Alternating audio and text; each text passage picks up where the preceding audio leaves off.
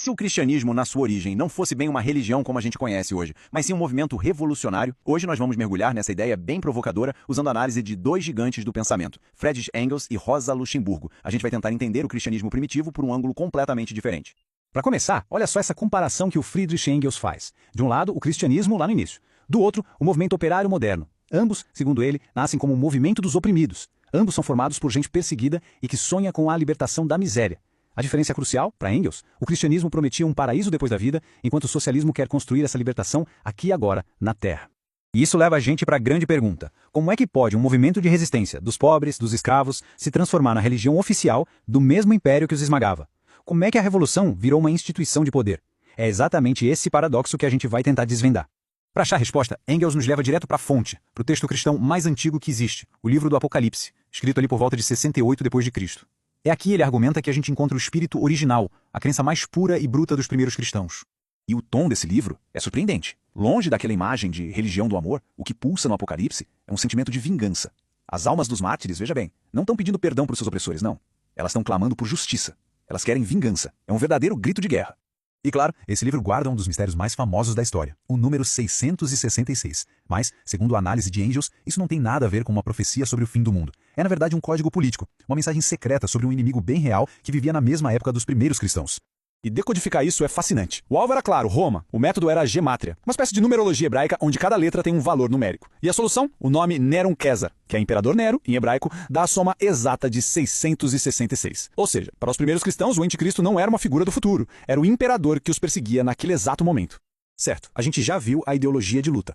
Mas e na prática? Como é que esses primeiros cristãos viviam no dia a dia? Para entender isso, vamos agora para a análise da Rosa Luxemburgo, que olhou para a organização social, para a vida real dessas comunidades.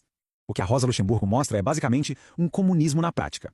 A propriedade era de todo mundo, as refeições eram em comum e a riqueza era distribuída para que ninguém passasse fome ou necessidade. Viver como cristão significava viver numa grande família de iguais, sem pobreza e sem luxo. Isso não era uma utopia, era a realidade do dia a dia deles.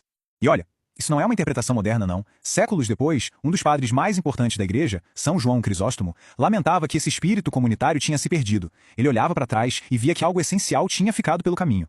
Ele chegou a dizer que, com aqueles costumes, eles poderiam ter criado um céu na terra. Então, como é que a gente sai dessa comunidade super unida e vai parar na instituição poderosa que conhecemos? Vamos agora rastrear as mudanças que começaram a resolver aquele paradoxo inicial, a grande transformação da igreja. Bom, essa transformação foi aos poucos. Lá no comecinho, as comunidades eram democráticas, elegiam seus líderes. Mas conforme foram crescendo, surgiu a necessidade de um clero profissional só para administrar os bens. Aí, no século IV, o cristianismo vira a religião oficial do império. E com isso, o clero acumula uma riqueza e um poder absurdos. O processo termina na Idade Média, com a igreja se tornando a maior dona de terras da Europa, vivendo da exploração dos servos. O contraste é gritante. A comunidade original usava os bens em comum para acabar com a pobreza entre eles. A igreja institucional passou a ser controlada por um clero que administrava a propriedade e ainda impunha dízimos. O movimento que nasceu em oposição total ao poder se aliou às classes dominantes, abençoando o mesmo sistema de exploração que um dia jurou combater. E isso nos traz para a conclusão da análise. Se a instituição da igreja se distanciou tanto assim de suas origens, para onde foi parar aquele espírito revolucionário? Quem herdou essa luta?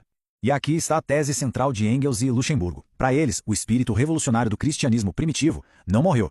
Ele só reencarnou. Ele encontrou uma nova forma no movimento socialista moderno, que, na visão deles, retoma a mesma luta pela libertação. Só que agora, não mais no céu, mas aqui mesmo, na Terra.